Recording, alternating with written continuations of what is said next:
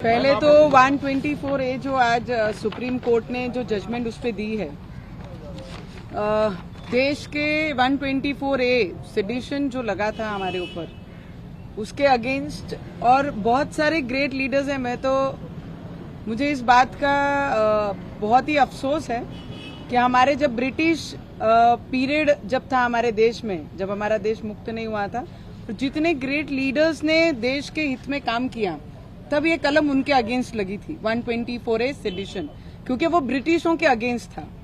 और अपने देश में जब फ्रीडम होने के बाद भी आज एक लोक प्रतिनिधि हो या आम जनता हो या आम पब्लिक, कोई भी हो इस देश में रहने वाला, अगर वो अपने धर्म का प्रचार प्रसार करता है, तो आज महाराष्ट्र में ये परिस्थिति निर्माण हुई है कि उनके ऊपर देशद्रोह 124A सेडिशन जैसा कलम लगता है। पहले तो सभी देशवासी उसी के अफसोस में थे, और आज जो सुप्रीम कोर्ट ने उस पर निर्णय दिया है और स्टे दिया है, जो भी अंडर ट्रायल जिन पे 124A चल रहा है, उस पे आगे की कोई कार्रवाई नहीं हो, और नहीं कोई भी राज्य ने इस पे कार्रवाई ऐसे कलम पे की नहीं जानी चाहिए। अगर कोई करता है तो उसको पूरा राइट्स है, वो जाके कोर्ट में इसके अगेंस्ट लड़ सकता है। तो पहली बात, हमारे ऑर्डर में ही 124A का सेडिशन का ऑर्डर ने, जज ने खुद इसका जजमेंट दिया है कि ऐसी कोई भी कलम इन पे लागू नहीं होती है। तो आने वाले समय में जब जून में हमारा पार्लियामेंट होगा, एज ए मेंबर जब इसमें कोई भी अमेंडमेंट्स सरकार लाएगी, तो उस पर जरूर खड़े होके, क्योंकि ये चीजें मैंने भुगती हैं, और महाराष्ट्र से पहली मेंबर ऑफ पार्लियामेंट है महिला जिसको ये केस के अंदर कोर्ट जेल में भेजा गया, तो उस पर जरूर बोलेंगे। और एक चीज तो ये सरकार का, केंद्र सरकार का दिल से अभिनंदन करना चाहिए, क्योंकि आजादी के बाद पहली बार जितने भी ब्रिटिश कालीन जो भी कलमें हैं, उसको हटाने पे और उस पे अमेंडमेंट्स लाने में सिर्फ ये सरकार काम कर सकती है और कोई नहीं। और हमारे यहाँ पर ब्रिटिश रूल्स के जो नियम है, जो ऑफेंस है, उस पे काम करने वाला उद्धव ठाकरे, और ये सरकार मोदी ही जी सिर्फ ये सब चीजें हटा सकते हैं। पर हिटलरशाही आज भी मेरे महाराष्ट्र में उद्धव ठाकरे के माध्यम से महाराष्ट्र में सबने देखी है, पूरे देश की जनता ने ये महसूस किया और देखा भी है। उसके लिए तो उनका अभिनंदन करती हूँ। और जितनी भी तकलीफें मुझे दी हैं, मुझे लगता है लड़ने वालों के लिए तकलीफें लाके उन्हें थमा नहीं सकते हैं। हम लड़ने वालों में से हैं, ना ही डरने वालों में से, सबसे पहली बात। और जब मैं ओम बिरला जी को मिलके, हमारे स्पीकर को, मैंने सभी के साथ में किया कि 23 को प्रिविलेज के अगेंस्ट मेरा पूरा स्टेटमेंट होगा। जो जैसे जैसे इल्लीगली मुझे पकड़ा गया, इल्लीगली मुझे फोर्सफुली जेल लेके जाया गया, लेके गए, लॉकअप में डाला गया, वहां पे किस तरीके से ट्रीटमेंट हुई, उस विषयों पे मेरा 23 तारीख को मेरा स्टेटमेंट प्रिविलेज के सामने होगा। और वो मैं 23rd ऑफ दिस मंथ वो भी किया जाएगा। और उसके बाद के सामने आप अपनी बात 100% प्रिविलेज ने समय दिया है, और उसमें अपनी पूरी चीजें जो भी मेरे साथ हुई हैं, और उसमें privilege is as compare to as court, it is got all the rights. जब आप प्रिविलेज के सामने बैठते हैं तो आपको शपथ दी जाती है कि जो भी घटना हुई, जिस तरीके से उसकी सत्य व्यथा आप यहाँ पे बताएंगे, उस तरीके से प्रिविलेज में शुरुआत की जाती है। और आप सभी को पता है, लीलावती ये बहुत जूना एक हॉस्पिटल है। मुझे बहुत हंसी आती है कि हम इतने रिस्पॉन्सिबल पर्सन है, जब हम एक आधे हाउस को रिप्रेजेंट करते हैं तो हमारे ऊपर जवाबदारी बहुत रिस्पॉन्सिबिलिटी से लोग हमारे ऊपर देते हैं। जब मैं लीलावती में थी, वो फोटो वायरल हुए हैं, आज ये नए कोई फोटोज वायरल नहीं हुए, फोटोज वायरल हुए हैं। बीएनसी का एक आधा व्यक्ति अपने प्राइवेट ट्रीटमेंट के लिए कोई हॉस्पिटल जाता है, ये कौन से किसी को राइट्स, कौन से, अगर मैं अंडर ट्रायल होती, अगर मैं जेल से उनके कस्टडी में होती और हॉस्पिटल जाती, so then the department has all the rights कि मेरे अगेंस्ट वो जो इंक्वायरी करना है वो हॉस्पिटल से कर सकते हैं, या उनका ऑफिशियली वो डिपार्टमेंट का है, बीएनसी का नहीं है, कोई भी मेंबर का नहीं है। और जिस तरीके से एक महिलाओं के पर्सनल क्या चेकअप हुए हैं, किसका ट्रीटमेंट हुआ है, क्या मेडिसिन चालू है, ये पूछने का राइट इस देश में आज तक किसी भी हाउस को किसी ने दिया नहीं है। उसके अगेंस्ट उद्धव ठाकरे काम कर रहे थे। मेरा उद्धव ठाकरे जी को सवाल है, क्वेश्चन था, उस दिन भी था और आज भी है। और जो महिलाएं जाके वहां पर पूरी फैकल्टी को टॉर्चर कर रही हैं, डॉक्टर को क्वेश्चन आंसर कर रही हैं, खुद कंपाउंडर है और वो डॉक्टर को क्वेश्चन कर रही हैं कि आपने क्या ट्रीटमेंट दी है, तो मुझे हंसी भी आई और मुझे दुख भी हुआ कि एक महिला की प्राइवेट चीजों के बारे में ओपनली चर्चा करके उनकी इंक्वायरी की, एमआरआई की रिपोर्ट, ट्रीटमेंट की रिपोर्ट, उनमें क्या प्रॉब्लम है वो मांगने का राइट्स उन्हें किसने दिया? उद्धव ठाकरे गिर सकते हैं, ये तो सभी को पता है। उन्होंने उसी दिन दिखा दिया कि वो अपनी कुर्सी के लालच में कहां तक गिर सकते थे, और उन्होंने उससे भी लिमिट क्रॉस करके हॉस्पिटल में जब अपने लोगों को भेजकर इंक्वायरी कराई तो उस दिन और दिखा कि उनका कोई स्तर बाकी अभी रहा नहीं है। तो मैं बोलती हूँ, मैं उनसे पूछती हूँ कि उद्धव ठाकरे 2 वर्ष अपने सीएम कार्यालय में गए नहीं। उन्होंने उसका एक ही रीजन दिया कि भाई मेरी तबीयत खराब है, इसके लिए I can not afford to move out from my house and I am scared of corona, इसके लिए मैं घर से बाहर नहीं जा सकता हूँ। उद्धव ठाकरे जी ने उसकी पूरी एमआरआई से लेके, ट्रीटमेंट से लेके, मेडिसिन से लेके, ऑपरेशन से लेके सब डिटेल मुझे दे दें, और एक महिला होने के नाते भी मैं उद्धव ठाकरे की सरकार को पूरी रिपोर्ट दूंगी कि मेरी ट्रीटमेंट में क्या प्रॉब्लम है, क्या ट्रीटमेंट होनी चाहिए और कैसी होनी चाहिए। उन्होंने पहले मुझे पूरी रिपोर्ट उनकी दें, उसके बाद मैं उसके ऊपर कुछ बोलूंगी। और जो अभी क्वेश्चन आंसर करना है, but I take one more this thing कि जो मेरे फ्लैट के अगेंस्ट मुझे नोटिस दी है आज, ये मुझे लगता है वो फ्लैट में मुझे रहते हुए 7 वर्ष हो रहे हैं, 6 से 7 वर्ष हुए हैं, और वो बिल्डिंग ना मैं बिल्डर हूँ, ना वो प्रॉपर्टी की मैं हेड हूँ या मालिक हूँ, किसी ने बनाई, मैंने खरीदी और मैं उस घर में रहती हूँ।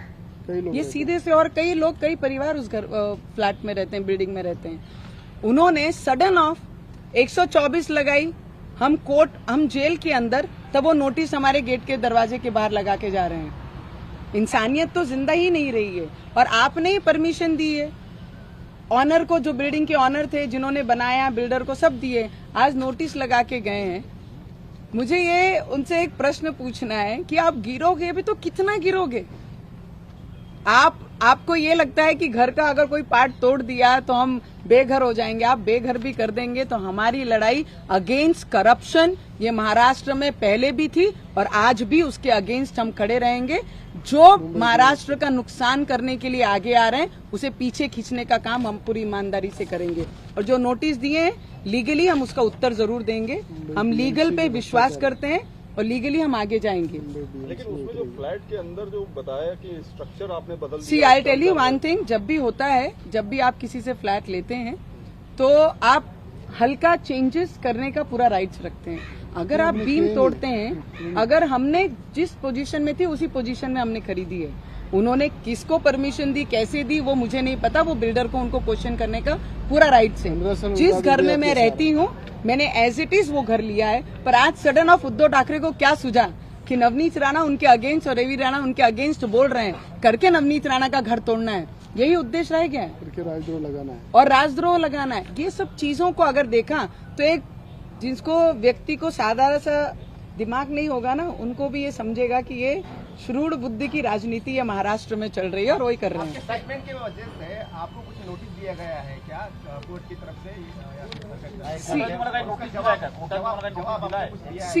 मैं आपको एक चीज बताना चाहूंगी, कोर्ट का मैंने हमेशा आदर किया है, रवि जी ने भी आदर किया, और देश में रहने वाला हर एक व्यक्ति कोर्ट के आदेशों का पालन करता है, और मैं बहुत ज्यादा रिस्पॉन्सिबिलिटी से ये शब्द बोलती हूँ। कोर्ट ने मुझे जब भी कहा कि you can not talk on particular some subject, आप ये सब्जेक्ट पे बात नहीं करेंगे, हमने वो सब्जेक्ट को हाथ भी नहीं लगाया। और मेरे साथ जो हुआ, आज बीएमसी का इशू है, मेरे घर गिराने के लिए अगर कोई आके लेटर लगाता है, बीएमसी चिपकाती है, तो उस पर बोलने का अधिकार मुझे मेरे संविधान ने दिया है। फ्रीडम ऑफ स्पीच कहाँ पर है?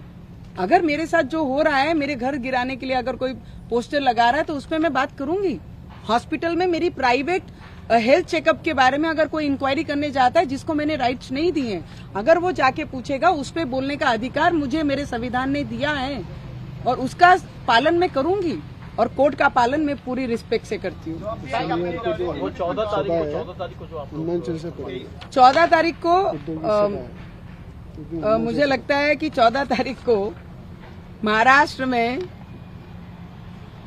जो अपनी विचारधारा छोड़कर दूसरे मार्ग पे हैं, उनकी कोई सभा है महाराष्ट्र में, और उसी दिन ये संकट से महाराष्ट्र को बचाया जाए, इसके लिए संकट मोचन की आरती सुबह 9 बजे हम दिल्ली में एक मंदिर में संकट मोचन के जाकर आरती करने वाले हैं कि ये संकट जल्द से जल्द हमारे महाराष्ट्र से दूर हो। ताई, हेच मराठीमध्ये सांगा 14 तारखेला नेमकं काय करणार आहे?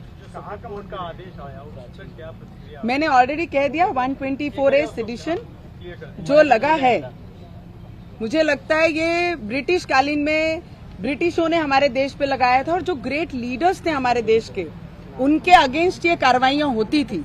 पर आज इस देश में रहने वाला और देश के हित में बात करने वाला, धर्म का प्रचार प्रसार करने वाले पे देशद्रोह का कलम लगता है। तो मुझे लगता है जो केंद्र सरकार आज ब्रिटिश आदेशों को और हुकुमशाही के जो भी कलम लगे उसको हटाने का काम कर रही है, तो हमारे देश के प्रधानमंत्री जी को, गृह मंत्री को और लॉ मिनिस्टर को दिल से ये देश का हर एक व्यक्ति अभिनंदन करता होगा, दिल से उनका धन्यवाद करता होगा कि ब्रिटिश कालीन जो भी चीजें हमारे देश में आज भी है उसे हटाया जाए और देश के हित में काम किया जाए। सेशन कोर्ट ने भी अपने बोला था। ये अपना ये वाला मंदिर है ना, हमारा प्राचीन मंदिर है ना, प्राचीन मंदिर है ना हनुमान जी का, कनाट प्लेस में। यस, 14 तारीख। सांगून द्या ना, मराठीमध्ये सांगा. 14 तारखेचा कार्यक्रम. दिल्ली में हनुमान मंदिर में जाने की वजह क्या है? ज्या दिवशी महाराष्ट्रामध्ये ज्यांनी आपली विचारधारा सोडलेली आहे असे उद्धव ठाकरेजीची सभा महाराष्ट्रामध्ये ते घेणार आहे, त्याच दिवशी आम्ही दिल्लीमध्ये उपस्थित आहोत आणि सकाळी 9 वाजता 14 तारखेला आम्ही संकट मोचनच्या मंदिरात जाऊन आरती करणार आहे की हा संकट जे महाराष्ट्रावर आलेला आहे तो दूर झाला पाहिजे। त्याच्यासाठी आम्ही आरती 14 तारखेला कनाट प्लेसला 14 तारखेला 9 वाजता सकाळी आम्ही ती आरती काही करणार। मराठीमध्ये उत्तर हवंय. तुम्ही कोर्टानं तुम्हाला एक नोटीस बजावलेली आहे की तुमचा जामीन रद्द का करण्यात येऊ नये, कारण तुम्ही जे statement मी आपल्याला सांगते, आज जे 124A सेडिशन मध्ये जे सुप्रीम कोर्टने आदेश दिले, ज्यांच्यावर हे केस लागले आहे ते सेशनमध्ये जाऊन खालचे कोर्टामध्ये जाऊन आपली मागणी करू शकतात आणि ज्यांना हे लावण्याचा विचार करत आहे त्यांनी कोणत्याही राज्याने याच्यावर काही करू नये आणि ज्यांच्यावर लागलेली आहे याच्यावर कोणतीही कारवाई जूनपर्यंत होणार नाही असा सुप्रीम कोर्टने आदेश दिलेले आहे। आणि जे कोर्टाने म्हटलं, जे नोटीस आम्हाला बजावलेली आहे, कोर्टाचा आम्ही पूर्ण सन्मान करतो, त्यांच्या आदेशाचं पूर्ण आम्ही पालन केलेलं आहे।